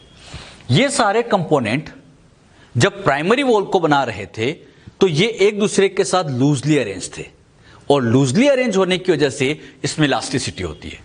लेकिन यही कंपोनेंट जब सेकेंडरी वॉल को बना रहे थे, एक दूसरे के साथ एक कॉम्पैक्ट फॉर्म में अरेंज थे, और कॉम्पैक्ट अरेंज होने की वजह से इसमें रिजिडिटी आ जाती है। तो क्या ध्यान रखोगे, प्राइमरी वॉल सेकेंडरी वॉल के कंपोनेंट सेम है, हां बस इनका अरेंजमेंट अलग है। इसमें लूज अरेंजमेंट होता है, इसमें कॉम्पैक्ट अरेंजमेंट होता है। जो बात यहां पर अभी समझाई, क्लियर हुई? और यह भी ध्यान रखना, प्राइमरी वॉल एक लेयर है, सेकेंडरी में बहुत सारी लेयर, और सेकेंडरी में जो बाहर है वो S1, अंदर S2, अंदर S3, इस तरह से यहां पर हम नंबरिंग करते जाते हैं। जो बात यहां समझाई, क्लियर हुई? एक खास बात और, यहां पे अगर हम बात करें बच्चों, ये प्लांट के अंदर मेरिस्टेम सेल है। मेरिस्टेम सेल किसको कहते हैं? हां, मेरिस्टेम सेल वो सेल है जिसमें डिवीजन की कैपेसिटी होती है, जो डिवाइड करती है। इस मेरिस्टेम सेल की खास बात ये होती है कि इसमें आपको केवल प्राइमरी सेल वॉल दिखेगी। ये जो मैंने ब्लैक कलर से बना रखा है ये सेल मेम्ब्रेन है। अच्छा, इसमें केवल आपको प्राइमरी सेल वॉल दिख रही है। अब बच्चों होता क्या है, जैसे जैसे मेरिस्टेम सेल मैच्योर होती है, और अच्छे से कहूं डिफरेंशिएशन जब होता है, तो यही मेरिस्टेम सेल मैच्योरिटी के साथ, डिफरेंशिएशन के साथ परमानेंट सेल में चेंज हो जाती है। परमानेंट सेल मतलब मैच्योर सेल बन जाती है। अब बच्चों जब ये डिफरेंशिएशन होता है, मैच्योरेशन होता है, तो उस टाइम ये देखा जाता है कि ये जो प्राइमरी वॉल है, आप ध्यान से देखो, ऐसे धीरे धीरे टूटने लगी है। अच्छा, टूटने लगी है, एनसीईआरटी में बड़ी अच्छी बात लिखी है, डिमिनिश होने लगती है। डिमिनिश मतलब टूटने लगती है, गायब होने लगती है। प्राइमरी वॉल टूट रही है, और अब इसके अंदर की तरफ यहां बच्चों ये सेकेंडरी वॉल बनती जा रही है। तो क्या सीखा, जैसे जैसे मैच्योरिटी होती जाएगी, प्राइमरी वॉल डिसॉल्व होती जाएगी और अंदर की तरफ सेकेंडरी बनेगी। हां, जब भी बनेगी सेकेंडरी तो हमेशा प्राइमरी के अंदर की तरफ बनेगी, इनर साइड में बनेगी। तो प्राइमरी के इनर साइड में ऐसे सेकेंडरी वॉल बनती है, लेकिन कब? जब ये मैच्योरिटी आती है। तो मैच्योरेशन के साथ साथ primary wall dissolve and secondary wall का फॉर्मेशन होता है। तो very important point, primary cell wall gradually diminish as cell mature. जैसे जैसे सेल मैच्योर होती जा रही है ये डिमिनिश होती जा रही है। अच्छा, सेकेंडरी वॉल बनती जाएगी, लेकिन एक खास बात ये ध्यान रखना, मेरिस्टेम सेल में प्राइमरी तो दिख रही है, सेकेंडरी नहीं है। फिर सेकेंडरी कब आई? मैच्योरिटी के टाइम पे आई। तो हम ये भी लिख सकते हैं secondary cell wall absent in meristem cell, यह मेरिस्टेम सेल के अंदर अब्सेंट होता है। इनके जो पॉइंट मैंने आपको समझाए क्लियर हुए? तो प्राइमरी और सेकेंडरी के क्या क्या फीचर्स है ये बच्चों मैंने आपको सारे ही बता दिए। यहां पर दोनों के फीचर क्लियर हुए सबको अच्छे से? अच्छा, यहां दो पॉइंट बड़े इंपॉर्टेंट है। ग्रोथ की कैपेसिटी किसमें? Very important. तो ग्रोथ की कैपेसिटी प्राइमरी में है क्योंकि इलास्टिक है, और साथ ही साथ ये मैच्योरिटी के साथ डिमिनिश हो जाती है। क्लियर? ये दो पॉइंट आप अच्छे से ध्यान रखें। तो प्राइमरी वॉल, सेकेंडरी वॉल, ये हमने सीखा। अब बच्चों कुछ प्लांट के अंदर, सब में नहीं, कुछ प्लांट की कुछ स्पेशल सेल के अंदर एक स्पेशल टाइप की सेल वॉल और मिलती है जिसको नाम दिया गया है टर्शरी। प्राइमरी हमने समझा, सेकेंडरी हमने समझा, एक स्पेशल टाइप की सेल वॉल आ रही है जिसे हम नाम दे देते हैं tertiary cell wall. Tertiary cell wall की खास बात ये होती है कि ये सेकेंडरी सेल वॉल के इनर साइड में बनती है। जैसे बच्चों आप ये देखोगे, ये थी प्राइमरी सेल वॉल और ये थी सेकेंडरी। प्राइमरी के इनर साइड में आती है सेकेंडरी। अब बच्चों यहां सेकेंडरी के भी इनर साइड में एक स्पेशल सेल वॉल और बन गई, और इस सेल वॉल को कहा जाता है टर्शरी सेल वॉल। अच्छा, ये अंदर की तरफ यहां पर होती है, ये है सेल मेम्ब्रेन, ये सेल मेम्ब्रेन, और इस सेल मेम्ब्रेन के आप देखोगे तो क्लोज यहां पर आपको एक टर्शरी सेल वॉल दिख रही होगी। यानी सबसे बाहर प्राइमरी, उसके अंदर सेकेंडरी, उसके अंदर टर्शरी। टर्शरी नाम इसलिए दिया जाता है क्योंकि थर्ड नंबर पे बनती है। पहले नंबर पे बनी इसलिए प्राइमरी, बाद में बनी इसलिए सेकेंडरी, और बाद में बनी तो टर्शरी। अच्छा, हम इसको S4 लेयर ऐसे नाम भी तो दे सकते थे कि सेकेंडरी में 4। इसको बच्चों अलग से नाम इसलिए देना पड़ा है क्योंकि इसके कंपोनेंट ही डिफरेंट होते हैं। बात आती है ये सेल वॉल कहां मिलती है। टर्शरी सेल वॉल की खास बात ये होती है कि ये जिम्नोस्पर्म की केवल ट्रैकिट्स में मिलती है, हर जगह नहीं मिलती, हर प्लांट में है ही नहीं, केवल जिम्नोस्पर्म के प्लांट में है, और जिम्नोस्पर्म की भी हर सेल में नहीं, जिम्नोस्पर्म की भी केवल और केवल ट्रैकिट्स के अंदर प्रेजेंट होती है। क्लियर? ये टर्शरी सेल वॉल थिन होती है, present only in tracheids of gymnosperm. Gymnosperm की भी केवल ट्रैकिट्स के अंदर प्रेजेंट होती है। क्लियर? इसकी खास बात ये होती है, ये कंपोज होती है हेमिसेल्यूलोज एंड जाइलेन। मतलब इसके अगर हम कंपोजिशन की बात करें तो ये हेमिसेल्यूलोज जाइलेन की बनी होती है। एक बात आप ध्यान देना, प्राइमरी सेकेंडरी में क्या था? सेल्यूलोज, हेमिसेल्यूलोज, पैक्टिन, प्रोटीन, लेकिन इसके कंपोनेंट डिफरेंट है, और कंपोनेंट डिफरेंट होने की वजह से इसको एक अलग नेम टर्शरी सेल वॉल नाम देना पड़ा है। बात समझ में? और ये ध्यान रखना, क्या टर्शरी हर प्लांट में? नहीं, ये केवल सिलेक्टेड प्लांट जिम्नोस्पर्म में है, और जिम्नोस्पर्म की भी केवल ट्रैकिट्स के अंदर होती है। सेल वॉल के क्या क्या टाइप होते हैं ये बच्चों मैंने आपको इससे रिलेटेड सारी बातें समझा दी। कुछ क्वेश्चन के जवाब दीजिएगा। बताइए, दो सेल के बीच की कॉमन लेयर मिडिल लेमिला। अच्छा, मिडिल लेमिला से अटैच ये लेयर थी प्राइमरी, उसके अंदर की तरफ सेकेंडरी। किसमें ग्रोथ की कैपेसिटी है? प्राइमरी के अंदर। क्लियर? कौन मैच्योरिटी के साथ डिमिनिश होती जाती है? प्राइमरी, और फिर अंदर की तरफ सेकेंडरी बनती है। ये पॉइंट बहुत इंपॉर्टेंट है, अच्छे से आप इनको ध्यान भी रखें। क्लियर? समझ में इतना? नेक्स्ट पॉइंट लेते हैं, formation of cell wall material. Cell wall के जो मटेरियल है वो कहां कहां बनते होंगे? सेल वॉल के मटेरियल हम जानते हैं सेल्यूलोज, हेमिसेल्यूलोज, पैक्टिन, प्रोटीन। इनमें से सेल्यूलोज का फॉर्मेशन सेल मेम्ब्रेन पे होता है। जैसे बच्चों ये सेल है, इस सेल की मेम्ब्रेन, ये सेल मेम्ब्रेन है, इस पर यहां पर एंजाइम मिलता है, और यही एंजाइम यहां पे बच्चों ऐसे सेल्यूलोज का फॉर्मेशन करता है। तो सेल्यूलोज का फॉर्मेशन कहां पर होता है? सेल मेम्ब्रेन पे प्रेजेंट एंजाइम करते हैं।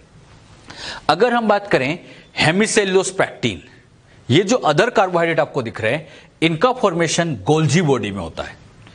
सेल के अंदर गोल्जी बॉडी होती है, और वही गोल्जी बॉडी हेमिसेल्यूलोज, पैक्टिन का फॉर्मेशन करती है। एक खास बात ये भी है, ये जो बच्चों गोल्जी बॉडी होती है, प्लांट की इस गोल्जी बॉडी को स्पेशली डिक्टियोसोम कहा जाता है। कहीं पर ये वर्ड आ जाए डिक्टियोसोम क्या है? प्लांट गोल्जी बॉडी का नेक्स्ट नेम डिक्टियोसोम भी होता है। क्लियर? प्रोटीन का फॉर्मेशन हम सब जानते हैं, प्रोटीन राइबोसोम के ऊपर फॉर्म होते हैं, तो इनका फॉर्मेशन राइबोसोम में होता है। तो सेल मेम्ब्रेन के ऊपर सेल्यूलोज बन जाएगा। क्लियर। यहां ये सेल के अंदर ऐसे गोल्जी बॉडी होती है और यही गोल्जी बॉडी हेमिसेल्यूलोज पेक्टिन का फॉर्मेशन करेगी। यहां पर हेमिसेल्यूलोज पेक्टिन ऐसे बनते जाएंगे और राइबोसोम के ऊपर ऐसे प्रोटीन का फॉर्मेशन होता जाएगा। तो कौन कहां बनता है, क्लियर हुआ। इन कंपोनेंट का सिंथेसिस कहां कहां होता है ये हमें ध्यान रखना है, होता सब सेल में ही। क्लियर। सेल वॉल का फॉर्मेशन कैसे होता है वो हमने सीखा। अब सेल वॉल एग्जैक्टली बनती कैसे है। सेल वॉल बनाते टाइम सबसे पहले दो रिक्वायरमेंट चाहिए। एक तो होता है सेल वॉल का स्केलेटन और दूसरी रिक्वायरमेंट आती है मैट्रिक्स। स्केलेटन और मैट्रिक्स क्या है। सेल वॉल का फॉर्मेशन एक तरह से बच्चों घर की छत डालने जैसा काम है। कहीं पर आपने घर की छत डालते हुए देखा भी होगा। घर की छत डालते टाइम क्या किया जाता है, ऐसे बच्चों आयरन की, लोहे की बड़ी बड़ी रोड्स को ऐसे आड़ा तिरछा अरेंज कर देते हैं। यही किया जाता है, ऐसे आड़ा तिरछा अरेंज कर देते हैं तो इससे छत का एक स्केलेटन तैयार हो गया। फिर उसके ऊपर सीमेंट, कॉन्क्रीट, इन सब का एक मिक्सचर बनाते हैं और उसके ऊपर पोर कर दिया जाता है। यह कहलाता है मैट्रिक्स। बस सीधी बात है, दो है। एक तो छत का स्केलेटन तैयार करते हैं, फिर ऊपर मैट्रिक्स डाल देते हैं। सेम कहानी सेल वॉल में भी है। मतलब सेल वॉल में भी पहले सेल वॉल का स्केलेटन तैयार करेंगे, फिर उसके ऊपर मैट्रिक्स डिपॉजिट कर देंगे। बात आती है सेल का स्केलेटन बनाएगा कौन। हां, सेल के स्केलेटन का फॉर्मेशन सेल्यूलोज करता है। 4 कंपोनेंट है, सेल्यूलोज, हेमिसेल्यूलोज, पेक्टिन, प्रोटीन। इनमें से सेल्यूलोज तो स्केलेटन बनाने में चला गया। बाकी जो बचे कंपोनेंट है कौन, हेमिसेल्यूलोज, पेक्टिन, प्रोटीन, वो सारे कंपोनेंट मैट्रिक्स बना देते हैं। यानी सेल्यूलोज स्केलेटन बना देगा, बाकी जो मैट्रिक्स है इन सबसे बन जाती है। इसे बच्चों आप ऐसे भी समझ सकते हैं। आपको समझाने के लिए मैंने यहां पर ये सी लिखा, सी फॉर सेल्यूलोज, समझाने के लिए सेल्यूलोज। फिर से बच्चों मैंने यहां पर ये लिखा सेल्यूलोज, फिर से लिखा सेल्यूलोज, फिर से लिखा सेल्यूलोज। ऐसे मैं सेल्यूलोज को आपस में जोड़ता जा रहा हूं। अगर सेल्यूलोज को हम जोड़ते जाएं तो सेल्यूलोज का एक फाइबर बनेगा। इस फाइबर का नाम होता है माइक्रोफाइब्रिल। क्या कहलाता है इसको, माइक्रोफाइब्रिल। माइक्रोफाइब्रिल कुछ नहीं, सेल्यूलोज को आपस में ज्वाइन करते जाए तो ये माइक्रोफाइब्रिल बनेगा। सेम एज ये सेल्यूलोज को आपस में ज्वाइन कर दिया, नाम बोलो, माइक्रोफाइब्रिल। इसी तरह से ये माइक्रोफाइब्रिल, ये माइक्रोफाइब्रिल, ऐसे ये माइक्रोफाइब्रिल आड़े तिरछे अरेंज हो जाते हैं और इन्हीं से बन जाता है स्केलेटन। तो मुझे बताओ ये स्केलेटन किसका बना है, माइक्रोफाइब्रिल। और माइक्रोफाइब्रिल किसका बना है, सेल्यूलोज। अच्छा, ऐसे तो स्केलेटन तैयार हो गया। अब इसके ऊपर ये बाकी बची चीजें, मतलब हेमिसेल्यूलोज, पेक्टिन, प्रोटीन, ये सब डिपॉजिट करेंगे। मतलब ये मैट्रिक्स का डिपोजिशन हो जाएगा। तो पहले सेल वॉल का स्केलेटन तैयार कर देंगे, फिर ऊपर मैट्रिक्स डाल देंगे। इसे आप ऐसे भी समझ सकते हो, जैसे ये सेल है, इसकी ये मेम्ब्रेन है, सेल मेम्ब्रेन। इस सेल मेम्ब्रेन पर ये सेल्यूलोज सिंथेज एंजाइम होता है। ये बच्चों ऐसे सेल्यूलोज के ऐसे फाइबर बनाता जाता है। ये जो बच्चों यहां सेल्यूलोज के फाइबर बन रहे हैं, नाम बोलो इनका, सेल्यूलोज का फाइबर माइक्रोफाइब्रिल। और इन्हीं माइक्रोफाइब्रिल से ऐसे स्केलेटन तैयार हो जाएगा। फिर सेल के अंदर जो गोल्जी बॉडी होगी, हेमिसेल्यूलोज, पेक्टिन बनाएगी। उनको बनाने के बाद इनके ऊपर डिपॉजिट करते जाएंगे, ऐसे मैट्रिक्स को डिपॉजिट करते जाएंगे और बाहर की तरफ ये सेल वॉल तैयार होती जाएगी। तो सेल मेम्ब्रेन के बाहर की तरफ सेल वॉल बनेगी और इसको बनाने वाले कंपोनेंट सब सेल में से आएंगे। बात समझ में।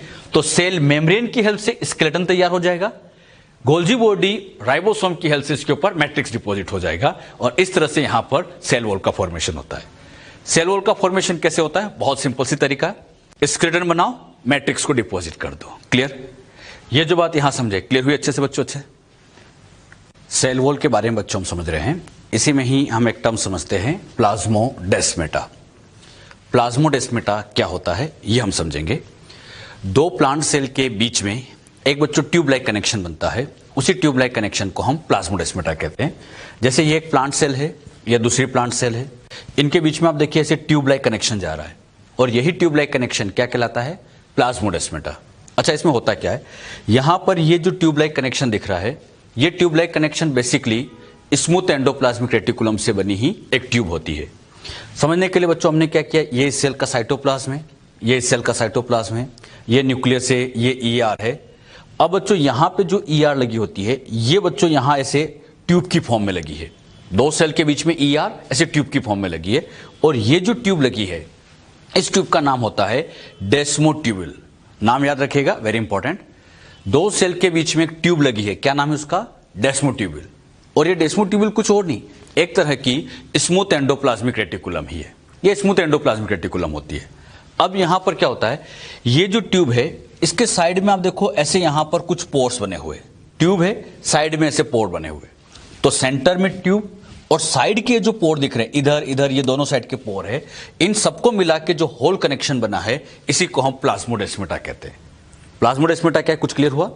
दो प्लांट सेल के बीच में सेंटर में एक ट्यूब जा रही है और उस ट्यूब के साइड में से पोर्स बने हुए, तो ट्यूब और सराउंडिंग पोर को मिला के ही अल्टीमेटली नाम बन गया प्लाज्मोडेस्माटा। इसी को बच्चों हम क्या नाम देंगे, प्लाज्मोडेस्माटा। प्लाज्मोडेस्माटा का मिलना यह केवल प्लांट का फीचर होता है, एनिमल में नहीं होता। हमारी सेल के अंदर हम समझे कि प्लाज्मोडेस्माटा नहीं है, यह केवल प्लांट के अंदर मिलता है। बात आती है इस प्लाज्मोडेस्माटा का यूज क्या है, फंक्शन क्या है। प्लाज्मोडेस्माटा से फायदा यह होता है कि इससे इस सेल का साइटोप्लाज्म इधर चला जाता है और इस सेल का साइटोप्लाज्म इधर आ जाता है। मतलब टू सेल के साइटोप्लाज्म को कनेक्ट करने के लिए इस तरह के प्लाज्मोडेस्माटा बनाए जाते हैं। यानी ये एक तरह का साइटोप्लाज्मिक कनेक्शन है। क्या कहेंगे, साइटोप्लाज्मिक कनेक्शन, क्योंकि टू सेल के साइटोप्लाज्म को कनेक्ट करने का काम करता है, इसीलिए हम इसको कह सकते हैं एक तरह का साइटोप्लाज्मिक कनेक्शन होता है। जो बात यहां समझाई, क्लियर हुई सबको अच्छे से? तो बताइए, प्लाज्मोडेस्माटा दो प्लांट सेल के बीच का ट्यूब लाइक कनेक्शन। अच्छा, इसमें क्या क्या खास बातें समझ लेते हैं। प्लाज्मोडेस्माटा नेम स्ट्रेसबर्गर साइंटिस्ट ने दिया है, cytoplasmic connection between two adjacent plant cell. दो प्लांट सेल के बीच का साइटोप्लाज्मिक कनेक्शन होता है। Characteristic of multicellular plant, unicellular में तो मिल ही नहीं सकता, क्योंकि यहां पर दो सेल को जोड़ना है और दो सेल मतलब मल्टीसेलुलर ही होगा। अच्छा, इसमें डेस्मोट्यूबुल जो होता है ये दो सेल को आपस में कनेक्ट करने में हेल्प करता है, और ये डेस्मोट्यूबुल कुछ और नहीं, एक तरह की स्मूथ एंडोप्लाज्मिक रेटिकुलम है। तो प्लाज्मोडेस्माटा क्या होता है ये हमने समझा, और ये ध्यान रखना ये प्लांट का फीचर है, एनिमल का नहीं है, ये प्लांट के अंदर ही मिलेगा। जो बात यहां समझे, क्लियर हुई अच्छे से? नेक्स्ट पॉइंट हम लेते हैं, function of cell wall. Cell wall के क्या क्या फंक्शन है? सेल वॉल का फर्स्ट फंक्शन होता है प्रोवाइड शेप टू सेल। ये बच्चों सेल को एक शेप प्रोवाइड करती है। आप लोग सभी जानते हैं सेल वॉल का नेचर हार्ड होता है। ये बच्चों सेल वॉल हार्ड नेचर की है, और हार्ड होगी तो हार्ड होने की वजह से सेल का शेप मेंटेन करके रखती है। क्लियर? इसी का अगला फंक्शन आता है protection from mechanical damage and infection. Mechanical damage से इसलिए प्रोटेक्शन देती है। अच्छा, पहले मैकेनिकल डैमेज होता क्या है? प्लांट को किसी चीज से कट करना, डैमेज करना, यही एक तरह का मैकेनिकल डैमेज होता है। कई बार ऐसे होता है कि बहुत तेज हवा चलती है, दो प्लांट आपस में टकराते हैं, एक दूसरे को डैमेज कर देते हैं, ये एक तरह के मैकेनिकल डैमेज है। अच्छा, प्लांट में डैमेज करना बड़ा मुश्किल होता है, क्योंकि वहां पर सेल वॉल है और सेल वॉल का नेचर हार्ड है। तो हार्डनेस से फायदा यह होता है कि इनमें आसानी से डैमेज नहीं हो सकते, और साथ ही साथ इसमें इंफेक्शन भी नहीं हो सकता, बैक्टीरिया वगैरह इस पर अटैक नहीं कर सकते, ये हार्ड नेचर की रहती है। It also help in cell to cell interaction. दो सेल को आपस में इंटरेक्ट करना, यह बेसिकली प्लाज्मोडेस्माटा की वजह से होता है। अच्छा, प्लाज्मोडेस्माटा ही दो सेल के साइटोप्लाज्म को जोड़ता है, तो यह फंक्शन बेसिकली प्लाज्मोडेस्माटा का ही होता है। इसी का एक और फंक्शन होता है, it provide barrier to undesirable macromolecule. मतलब जो सेल के काम के मैक्रोमोलिक्यूल जो काम के नहीं है, ऐसे मैक्रोमोलिक्यूल को सेल के अंदर आने से रोक देता है। सेल वॉल में पोर छोटे होते हैं, और छोटे पोर होने की वजह से ये बड़ी साइज के मैक्रोमोलिक्यूल इंटर नहीं कर पाते। ऐसे समझिएगा, जैसे ये सेल है, इसके बाहर ऐसे ये बड़े बड़े मॉलिक्यूल है, इन मॉलिक्यूल को यहां समझाने के लिए मैंने कह दिया मैक्रोमोलिक्यूल है। अच्छा, इनमें जो पोर होते हैं छोटे होते हैं, तो ये अंदर इंटर नहीं कर सकते। तो सेल वॉल इन अनडिजायरेबल मैक्रोमोलिक्यूल को अंदर आने से रोकने का काम करते हैं, क्योंकि पोर की साइज छोटी होती है। सेल वॉल के क्या फंक्शन है? तो टोटल यहां पर मैंने आपको 4 फंक्शन बताया। क्या क्या बताया? शेप प्रोवाइड करता है, सेकंड मैकेनिकल डैमेज इन्फेक्शन से बचाता है, सेल टू सेल इंटरेक्ट कराता है, और अनडिजायरेबल मैक्रोमोलिक्यूल को अंदर आने से रोकने का काम भी करता है। क्लियर? हाँ, यहां बच्चों की बात ध्यान रखिएगा, मान लीजिए ये डिजायरेबल है और ये अनडिजायरेबल है। डिजायरेबल मतलब सेल के काम का है। अच्छा, ये भी अंदर नहीं आ सकता, तो फिर बच्चों के दिमाग में आता है कि सर ये डिजायरेबल मैक्रोमोलिक्यूल अंदर कैसे आएगा? तो इसके लिए क्या करती है सेल, यहां पर कुछ एंजाइम रिलीज करती है, फिर बच्चों ये इसको डिग्रेड करती हैं, इससे छोटे छोटे पार्टिकल्स बनते हैं और वही सेल के अंदर इंटर कर सकते हैं। अच्छा, वो एंजाइम इस अनडिजायरेबल को कभी ब्रेक नहीं करेगा, तो ये कभी अंदर आ ही नहीं सकता। तो मुझे बताओ, सेल वॉल बैरियर तो है, लेकिन डिजायरेबल के लिए, अनडिजायरेबल के लिए, अनडिजायरेबल को कभी अंदर नहीं आने देती है, क्योंकि वो ब्रेक नहीं होते तो कभी अंदर आ नहीं सकते। ये बच्चों हमने सेल वॉल के कुछ बेसिक फंक्शन में समझे कि क्या क्या इनके फंक्शन होते हैं। यहां पर आकर हमने सेल वॉल, उससे रिलेटेड सारी बातें हमने कंप्लीट की है। इसमें कुछ पॉइंट तो बहुत अच्छे से ध्यान रखना। प्राइमरी सेकेंडरी वॉल के जो फीचर है कि प्राइमरी वॉल में ग्रोथ की कैपेसिटी होती है, सेकेंडरी वॉल मेरिस्टेम सेल में एब्सेंट होती है, कैसे ये बनती हैं, तो इन पॉइंट को आप अच्छे से ध्यान भी रखें।